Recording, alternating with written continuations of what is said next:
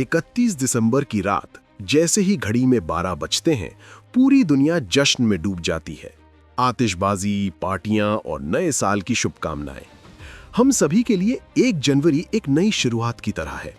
पर क्या आपने कभी रुककर सोचा है कि आखिर 1 जनवरी ही क्यों? दुनिया भर में इसी तारीख को नया साल क्यों मनाया जाता है? हम सब 1 जनवरी को नया साल मनाते हैं, पर क्या आप जानते हैं कि ये हमेशा से साल का पहला दिन नहीं था? जी हाँ, ये सच है। आज हम जिस तारीख को इतनी धूमधाम से मनाते हैं, उसके पीछे एक गहरा और दिलचस्प इतिहास छिपा है। ये कहानी जुड़ी है एक पुराने कैलेंडर की गलती, एक सम्राट की बड़ी सोच और एक पोप के उस ऐतिहासिक फैसले से जिसने दुनिया का कैलेंडर हमेशा के लिए बदल दिया।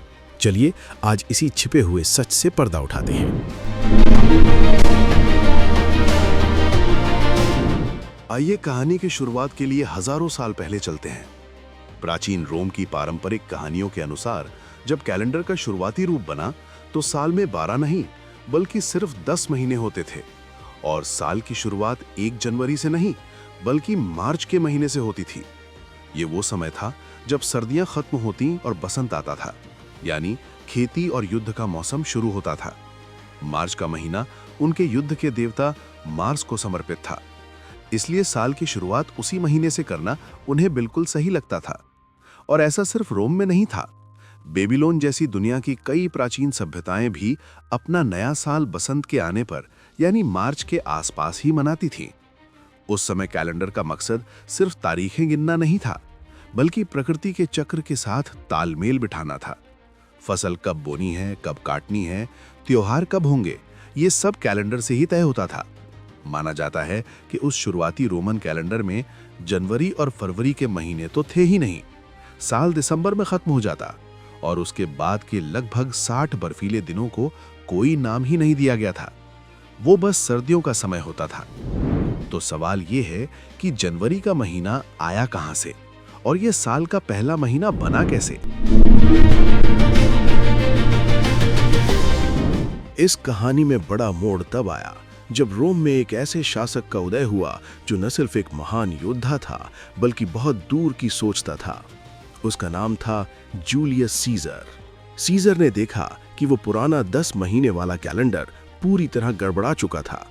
वो मौसम के साथ बिल्कुल मेल नहीं खाता था और उसमें बार बार सुधार की जरूरत पड़ती थी। लेकिन उससे भी पहले रोमन परंपरा के अनुसार लगभग 700 ईसा पूर्व रोम के दूसरे राजा नूमा पोम्पिलियस ने कैलेंडर में सुधार करते हुए सर्दियों के उन बिना नाम वाले दिनों को 2 महीनों में बांटा, जनवरी और फरवरी। जनवरी का नाम उन्होंने अपने खास देवता जानस के नाम पर रखा। जानस शुरुआत और अंत, दरवाजों और बदलाव के देवता थे।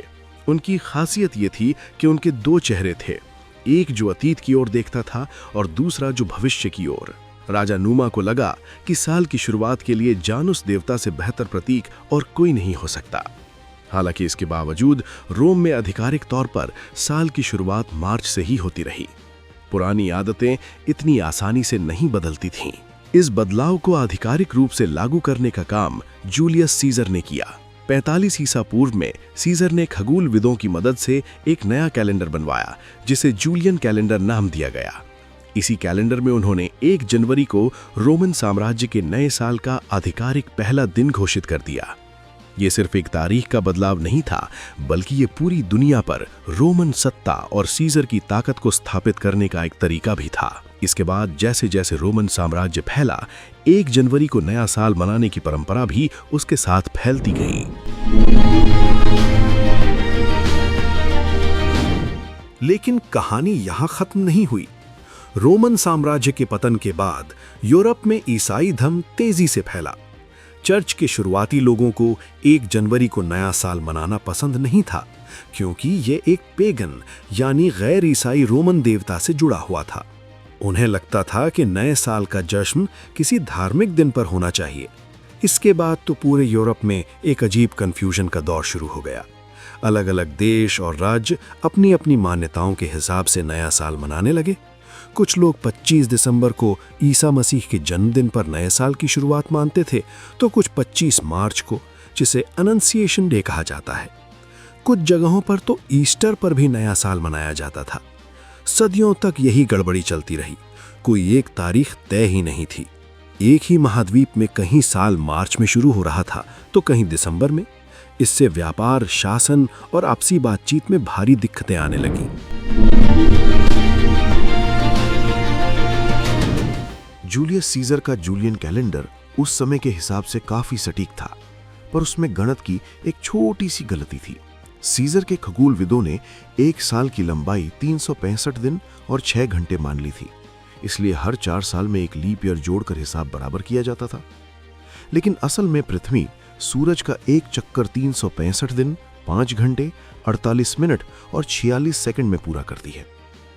ये लगभग 11 मिनट का एक छोटा सा अंतर था। सुनने में तो ये बहुत कम लगता है, लेकिन सदियों में ये छोटी सी गलती एक बड़ी समस्या बन गई। 16वीं सदी आते आते ये 11 मिनट का अंतर जुड़कर पूरे 10 दिनों का हो चुका है। इसका नतीजा ये हुआ कि कैलेंडर मौसम से 10 दिन आगे भागने लगा। बसंत और गर्मियों के त्योहार गलत समय पर पड़ने लगे। सबसे बड़ी समस्या ईस्टर के त्योहार की तारीख को लेकर आई, जो वसंत के आने से जुड़ा था। चर्च के लिए ये एक बड़ी चिंता का विषय बन गया, और यहीं छुपा है कहानी का सबसे बड़ा मोड़, जिसे सुलझाने का बीड़ा उठाया पोप ग्रेगरी 13वें ने। पोप ग्रेगरी ने महसूस किया कि इस गलती को सुधारना ही होगा। साल 1582 में उन्होंने अपने समय के सबसे काबिल खगोलविदों और गणितज्ञों को इकट्ठा किया और एक नए, ज्यादा सटीक कैलेंडर का निर्माण करवाया। इस नए कैलेंडर को ग्रेगोरियन कैलेंडर का नाम दिया गया, जिसे आज हम सब इस्तेमाल करते हैं। इसमें लीप ईयर के नियम को थोड़ा और सटीक बनाया गया, और सबसे बड़ा फैसला जो पोप ग्रेगरी ने लिया वो था 1 जनवरी को एक बार फिर से नए साल का आधिकारिक दिन घोषित करना।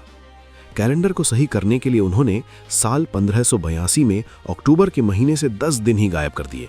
यानी 4 अक्टूबर 1582 के बाद अगली सुबह जब लोग उठे तो तारीख सीधे 15 अक्टूबर 1582 थी। वो 10 दिन इतिहास से हमेशा के लिए मिटा दिए गए। पोप ग्रेगरी का ये फैसला कैथोलिक देशों जैसे स्पेन, पुर्तगाल और इटली ने तो तुरंत मान लिया, लेकिन ब्रिटेन जैसे प्रोटेस्टेंट देशों ने इसका कड़ा विरोध किया। उन्हें लगा कि ये कैथोलिक पोप की अपनी सत्ता जमाने की चाल है।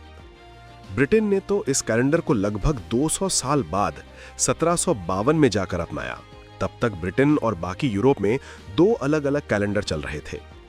धीरे धीरे व्यापार और विज्ञान की जरूरतों के चलते ग्रेगोरियन कैलेंडर दुनिया भर में एक स्टैंडर्ड बन गया। जब ब्रिटिश भारत आए तो वे अपने साथ यही कैलेंडर लेकर आए। भारत में अपना शासन और व्यापार चलाने में आसानी हो, इसके लिए उन्होंने इसी कैलेंडर को लागू कर दिया। और इसी तरह 1 जनवरी का नया साल भारत की आधुनिक संस्कृति का भी हिस्सा बन गया, जबकि भारत के पास अपने खुद के हजारों साल पुराने नववर्ष मौजूद थे।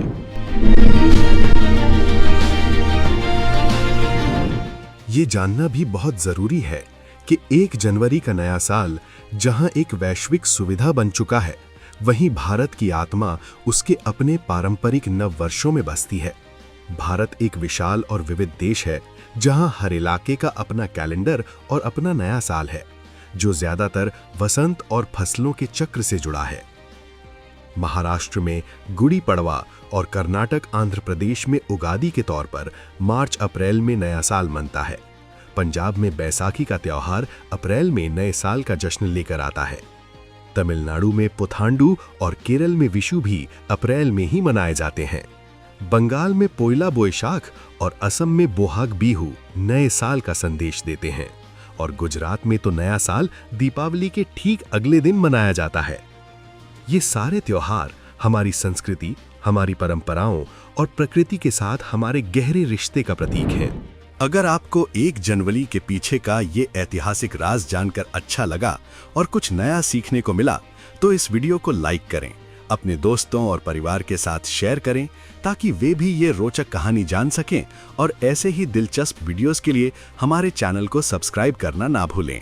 तो अगली बार जब आप 1 जनवरी को नए साल का जश्न मनाएं, तो याद रखिएगा कि आप सिर्फ एक तारीख नहीं बना रहे हैं, आप एक रोमन देवता, एक दूरदर्शी सम्राट के फैसले, एक छोटी सी खगोलीय गलती और एक पोप के उस ऐतिहासिक सुधार का हिस्सा बन रहे हैं जिसने दुनिया को एक समय में पिरो दिया। ये कहानी हमें बताती है कि कैसे इतिहास की छोटी छोटी घटनाएं भी हमारी आज की दुनिया पर कितना बड़ा असर डालती हैं। आप सभी को आने वाले साल की ढेरों शुभकामनाएं।